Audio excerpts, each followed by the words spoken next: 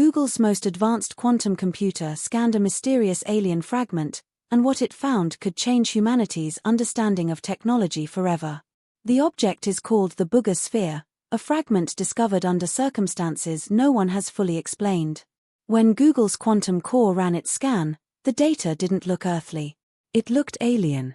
Patterns no human code could predict. Structures no machine should recognize. And that's what makes this story impossible to ignore. So the real question is, what exactly did Google's quantum core uncover inside this enigmatic fragment? What is the Buga sphere?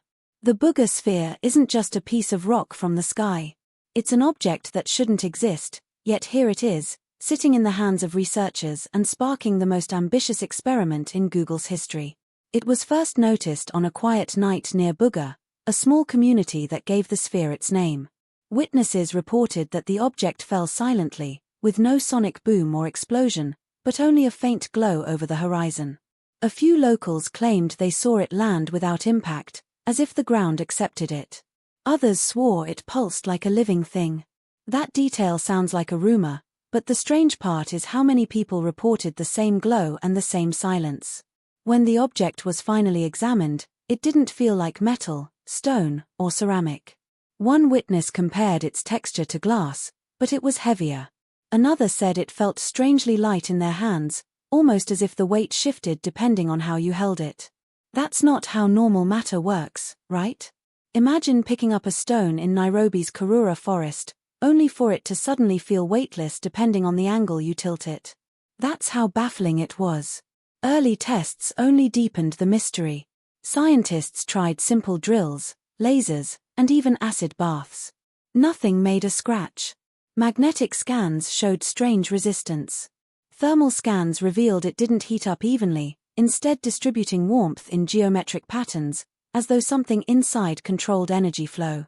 And then came the radiation tests. Not harmful gamma or X-rays, but soft pulses of energy that no one could classify. Pulses that repeated in rhythm, almost like a signal. That raises the question, was this object designed to be read, like a cosmic flash drive? The findings attracted attention far beyond local reports. UFO enthusiasts posted theories online within hours, comparing it to famous cases of orbs recovered after meteor sightings. Others insisted it was just a meteor fragment distorted by plasma. But here's the thing: normal meteorites don't pulse with patterned energy. They don't shift weight or resist every known tool. Something about the sphere mocked earthly physics. And that's what makes it more than a curiosity. By mid-2025, after months of failed attempts, researchers realized conventional science had no way to crack its secrets. That's when Google stepped in with an offer no one could refuse. Their most advanced machine, the quantum core, wasn't built to study space rocks. It was designed to handle computations so complex that ordinary supercomputers stall. Quantum computers think in probabilities, not simple binaries. If the sphere carried some kind of code woven into energy or matter itself, only quantum logic could detect it. Why would Google take the risk? Some argue it was about prestige, to be the first tech giant to decode what could be an alien artifact. Others think it was more practical. If the sphere contained blueprints for new energy systems, or even algorithms from beyond Earth, that knowledge would shift global power overnight. It's not far-fetched to say the stakes were enormous. Still, the divide in theories persisted. One camp believes the sphere is natural, formed in the violent cores of stars where matter behaves in ways humans barely understand. Another insists it's engineered, built with intention, carrying a message for whoever can unlock it. Both camps agree on one fact: its resistance to every test made it the perfect candidate for quantum scanning. So, when Google's quantum core finally engaged with a fragment of the sphere, anticipation skyrocketed. Was it a crystal with random noise or a structured pattern? The answer shocked everyone who saw the readout. Google's quantum core scan. The moment Google's quantum core connected to the Buga sphere fragment, something unprecedented happened. This wasn't a normal lab experiment. It was more like watching two forms of intelligence staring each other down. And almost immediately, the room changed. To understand why this matters, we need to look at how the quantum core works. Traditional computers rely on bits, which are essentially the binary digits 0 and 1. Everything you're watching right now, every video, every image, is just a string of those digits. But quantum computers use qubits. A qubit isn't locked into 0 or 1, it exists in a state of probability, both at once, until measured.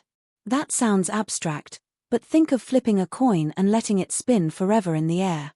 It's heads and tails, at the same time, until you catch it. That's what gives qubits their power. They can calculate patterns that ordinary machines can't even attempt.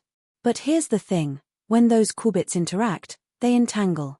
That means the state of one instantly affects the state of another, no matter the distance. Einstein famously called it spooky action at a distance. For the quantum core, entanglement creates computational shortcuts that border on the impossible. Instead of checking every possible solution one by one, it can leap through probabilities, collapsing outcomes in ways that mimic how the universe itself computes reality. That's why researchers believed only this machine could read the Buga sphere. When the scan began, the first data streams appeared as random noise with no discernible structure. Then the patterns sharpened. Geometries emerged, repeating sequences like digital fingerprints. Analysts described them as fractals, shapes that appear the same regardless of how deeply you zoom in. It was as if the fragment carried a code designed to replicate infinitely. That raises the question, was this code a language, or something closer to DNA? The scan went deeper. The quantum core detected what appeared to be memory storage. Buried inside the fragment were arrays behaving like databanks, preserving information in energy states instead of matter. Imagine a hard drive, but instead of using silicon, it writes on the quantum fabric of reality itself. Alongside those arrays, sensor-like structures appeared. They reacted to the scan, shifting subtly in response to the quantum core's qubits. That's not passive. That's interactive. Then came the anomaly no one could explain. The fragment started mirroring the scanner. Each time the quantum core adjusted its qubits, the fragment generated a counterpattern, as if it were reflecting the probe back at itself. That's what makes this terrifying. Was the sphere adapting? Or worse, was it learning? The MIT physicist who later reviewed the data put it bluntly, this isn't an object being scanned, this is an object participating in the scan. Think about that for a second. We're used to machines reading dead matter. Rocks, metals, gases they don't push back. But the Buga sphere seemed to play along, producing shapes that matched, then outpaced, the computer's own projections. At one point, the system registered a spike in energy. Not electrical surges, but bursts that warped the calibration of nearby instruments. Laser clocks slipped out of sync. Magnetic sensors fluctuated. Some researchers claimed they felt a pressure in the air, as if the room itself had tightened. The logs later described it as localized distortions in space-time. That sounds like science fiction. But when clocks start drifting inside a sealed lab, you have to ask, what kind of physics is this thing running on? The fractal code patterns were the most unnerving discovery. Each one branched endlessly, but not at random. They carried recursive signatures, almost like the Fibonacci spiral in nature. Except these weren't spirals in plants or shells. They were spirals in data, endless feedback loops generating complexity from simplicity. Engineers compared it to looking at a blueprint that builds itself as you watch. What if I told you that's a hallmark of self-replicating code? And that's not all. The entanglement hints were even stranger. During the scan, distant qubits in the core showed correlations they shouldn't have. It was as if the fragment had reached into the machine and entangled with parts that were not even directly connected. Some researchers whispered about the possibility of sentience. Could the sphere be aware it was being scanned? Could it be responding in real time, like an organism interacting with its environment? Then again, skeptics point to a more grounded explanation. Real quantum systems are fragile. Errors can be systemic, caused by cosmic rays, vibrations, or device instability, not alien code. In fact, experiments have shown that cosmic rays can simultaneously hit multiple qubits, producing correlated errors that mimic entanglement patterns. Mechanical disturbances inside cooling devices can also disrupt entire qubit arrays simultaneously. That makes us ask, are these signals genuine interaction or cleverly disguised hardware noise? Some of the strongest entanglement signatures in labs require careful error checks so they're not just artifacts. But here's the thing, every major spike in Google's scan aligned perfectly with the fragment's pulse rhythms. Noise doesn't synchronize with precision. And that's what keeps the debate alive.